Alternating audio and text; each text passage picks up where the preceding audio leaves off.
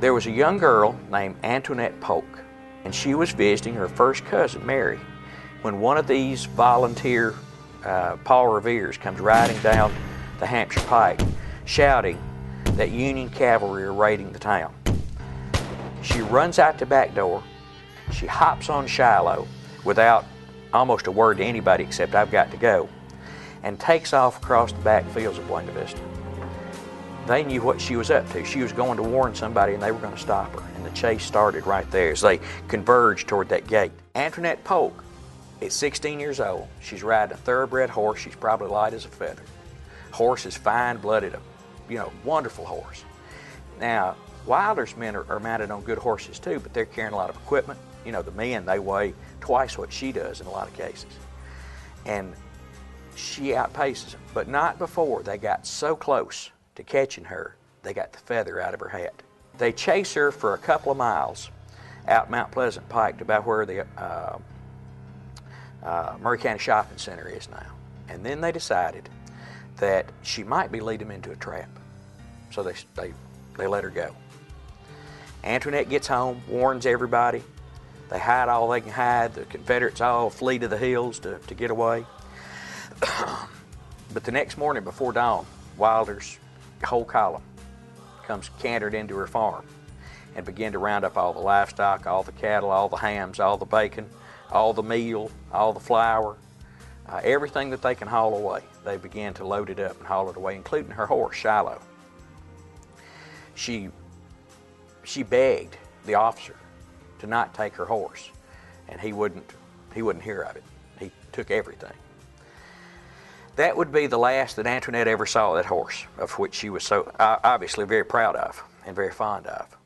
But then Forrest comes back and drives the Northern soldiers back out. And the folks in Columbia throw Forrest a reception at the Athenaeum, which still stands. And Forrest calls Antoinette Polk over and he says, "Young lady, I appreciate what you did for us. It was a brave thing and it saved a lot of men. I don't have much that I can give you, but my men and I won this flag honorably on the field of battle. It is the command flag of Abel Strait, and I would like to give this to you as a souvenir of my appreciation for what you did for me and my men." As the war ended, her father, Andrew Jackson Polk, had been a Confederate cavalryman himself, but was wounded and sick toward the end of the war and had come home. And like everybody else in the South, rich and poor, he was broke. The livestock had all been driven off. The food was all gone. The money was no good. And he was just as broke as the poorest guy in town. They were all broke. They were all pretty much financially ruined. Now, Andrew Jackson Polk had invested some money in the shipping industry that he had lost track of during the war, during the blockade. And he began to try to establish his connections with his factor. Factor was like your business partner in another city that could do business in your name. He finally contacts that factor and finds out, lo and behold, that his shipping interests have been doing blockading running during the war. And once again, he's a wealthy man. He takes his family and they move first to Switzerland and then to France, just outside of Paris. And there, the lovely young Antoinette meets a dashing French colonel of the Pontifical Zouaves, the Baron de Charette, and they fall in love. And she marries the Baron de Charette and becomes the Baroness. And for the rest of her life, she lives in a chateau outside of Paris with all the trappings of empire nobility. Antoinette's son, Antoine Van Leer Polk de Charette, also was in the French cavalry. But his connections to America through his mother were pretty thick, and he ended up marrying a Kentucky bourbon belle from horse country. Now, when we say bourbon, we're not talking about the whiskey. We're talking about the country, the horse country of Kentucky. And he married this young lady, and as years went by, he inherited not only the chateau, but also a fine horse farm in Kentucky. They had a daughter, and that daughter married a man who would eventually become an American Marine Brigadier General. And they settled, finally, at his retirement, on that horse farm in Kentucky.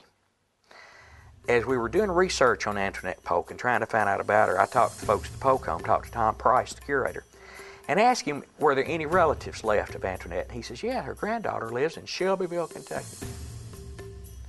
So I got her phone number and called her. Lovely lady. And I said, Ms. Van Stockham, do you have anything left that belonged to Antoinette, anything that she touched?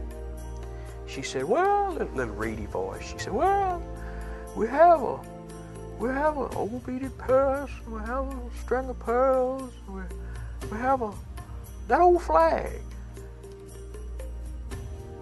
I said, you have the flag? Well, it's an old flag that General gave all those years ago. I said, you have the able straight? Well, I don't know what it is. It's that old flag that the General gave us. You had it hanging up in the chapel in the chateau in Paris. And I said, Miss Van Stockham, would it be possible for me to come and see that flag? This is about 9 o'clock in the morning. Well, we'd love to have you come up. You just come up any time. I said, Miss Van Stockham, I could be at your house right after your lunchtime if that would be okay today. And friends, I burned the highway up from here to Shelbyville, Kentucky. Found the farm, pulled up, the two most gracious people I think I have ever met. And in our conversations that day and over another visit, the Van Stockhams themselves had been wondering what to do with the flag. I said, would you consider letting Murray County have that flag, since that's where it was presented, since that's where it was brought back to, since that's where Antoinette was from, since that's where she made her ride? Isn't that compelling enough reason for that flag to come back to Murray County? He said, I'll talk to my wife, but I believe it is. Would you like to see it? And right now today, it's locked in our vault, safely away from sunlight and any damaging conditions. And it is one of our prized possessions.